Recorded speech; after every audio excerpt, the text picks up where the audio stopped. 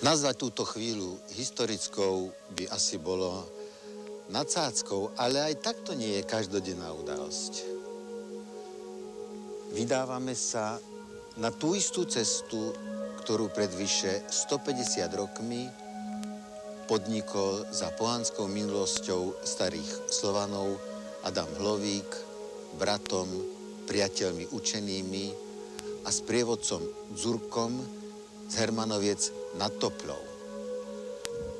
Miro Harman, geológ, Václav Furmánek, archeológ, Peter Pienčák, zoológ, Ján Ducár, drevár a Peter Sabo, geodet.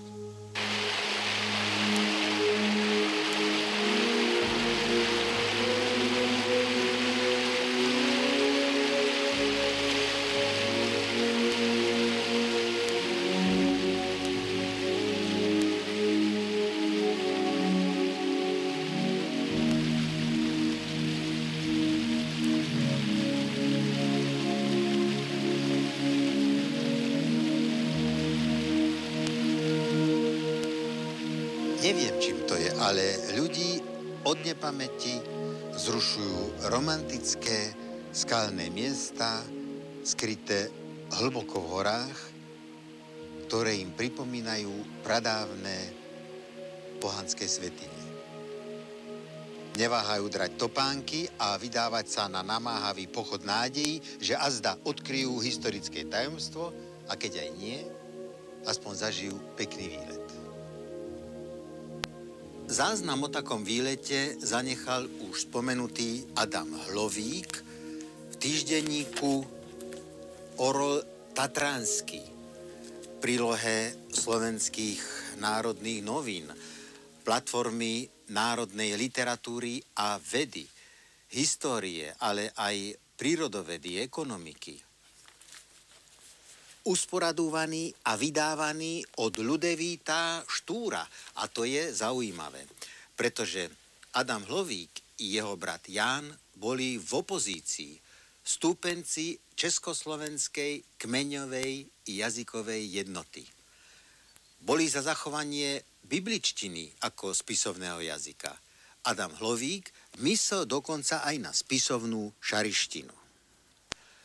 Po kodifikácii spisovného jazyka v polemickom spise Hlasové o potrebie jednoty spisovného jazyka pro Čechy, Moravany a Slováky, iniciovaného Jánom Kolárom, je aj jeho príspevok. Hlovíkovci pochádzali z Oravy. Na východné Slovensko ich priviedol úrad evanielických kňazov. V čase výletu 52-ročný Adam bol seniorom v nedalekých Giraltovciach, Ján farárom v Rankovciach. Do histórie vošli ako vlastenci a buditelia. Do dneška sa zapísali najmä ako zberatelia ľudových piesní zo Zemplína a Šariša. Adam prekladal Homéra. Ján je autorom eposu Bitva u Lučence. Neskôr sa venoval matematike a archeológii.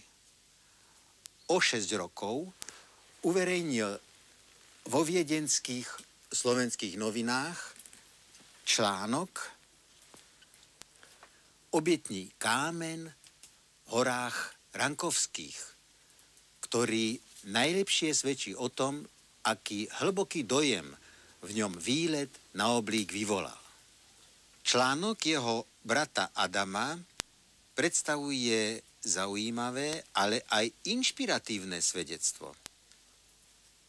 Takmer celý vyšiel ešte raz roku 1900 v kmeťovom časopise Muzeálnej spoločnosti slovenskej a vo viacerých pripomienkách aj v modernej tlači, naposledy v Krásach Slovenska.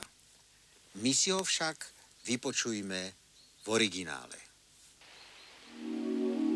Na východňom chotáre šárišskej stolice v Uhorskej, nad mestečkom Hanušovcami, vypína sa ďalekovidný vrch Oblík. Na 1000 nôh nad hladinou Moravy vyvýšený, jako sopka parbkovatý, skoro celkom oddelený bujnou drevinou, najmä bučinou obrostlý. Na jeho prípetí od východu leží veľká dedina slovenská, Hermanovce zvaná. Od tejto dediny k západno-poludňajšej strane otvára sa tmavá, hájovitá, jedným potokom rozkrojená dolina, z ktorej pravieho boku, pod samým Oblíkom, trčí hrozná skala Sokolova, na spôsob dákej pevnosti vystavená. Oproti Sokolovej skale, na pravom potoka brehu, je Vrabnia skala, o moc menšia ako tamtá, uhlistá, končistá, zďaleka vežičke alebo kazateľnici podobná. Vrch Oblík v roku 1964 vyhlásili za štátnu prírodnú rezerváciu. Je súčasťou slánskych vrchov v chotári obce Hermanovce nad Toplou a Petrovce v okrese Vranov nad Toplou. Sokol tu nehniezdí už niekoľko desaťročí, ale ešte vždy 2-3 páry orla krikľavého. Navštívil som už aj predtým dakoľko razy okolia toto, ale som sa len tohoto roku dozvedel, že v ňom i dáke kamenie starožitnosti jesto. V spolku milieho brata môjho a priateľov učených a náš sprievodca z Harmanoviec nás najprv doviedol ku chýrečnej stupaji Olbrimskej. To je pod Oblíkom na poludňajšej strane v háji Piridol zvano. Na ňom vidno dosť umelecký urobený žlab. Jako ľudia tutejší vravia, že to vraj dáky obor starodávny, zázračný, z veľkej vyšavy na tento kameň zoskočil, ale že sa pošmyknul a to tak vytlačil. V polohe Piridol vykonal pred niekoľkými rokmi Ferdinand Blahuta informačný archeologický výskum. A ľudia tu naozaj žili. Nie len v bronzovej dobe, ale aj starí Slovania, za ktorými sa vybrali naši výletníci. Pod Oblíkom sa našiel aj kamenný žarnov z 12. storočia. A to je zaujímavé, pretože podľa výskumu, ktorý vykonal historik profesor Uličný, je najstaršia správa o Hermanovciach z roku 1399, o Hanušovciach z roku 1317. Karol Robert dal mestečku práva Prešove a z Petroviec dokonca až z roku 1412. Od tejto stupaje pamatnej náš sprievodca nás vyviedol okolo jednej na kopcovitý Oblík.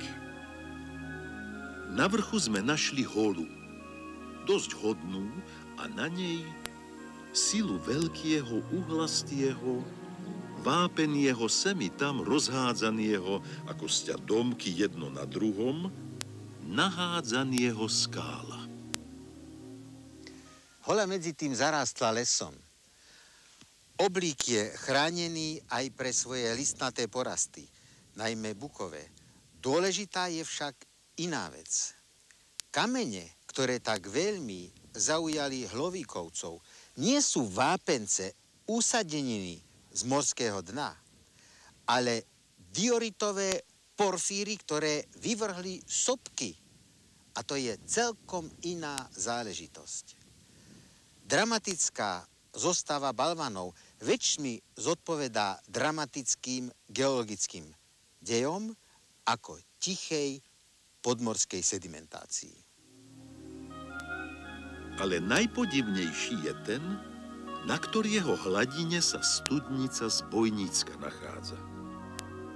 Spočíva medzi dvoma balvanmi ako v rázvore, takže sa ani zemeda kde nedotýka a má na východnom konci druhý, o 2 skaly podopretý kameň.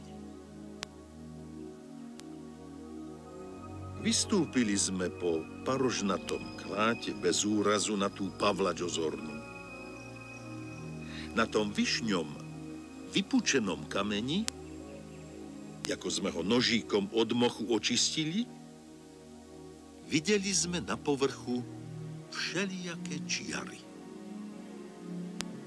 Celvo skalisko, keď ho drevením obuchom udreš, tak sa ti ozýva ako dáky rozštiepený zvon alebo deravý kotlík. Ešte podivnejší je spodný kameň, na ktorého rovine sme si všetci 5 stáť a chodiť mohli. Jesto na ňom ku severovýchodnej strane dlabanina, a to je tá chýrečná studnička, ktorú, jak Harmanovčania hovoria, zbojníci vykresali. Voda dažďová jej vraj nikdy nechybí. Keď z tejto výšiny ďalej k poludňu oči obrátiš, uvidíš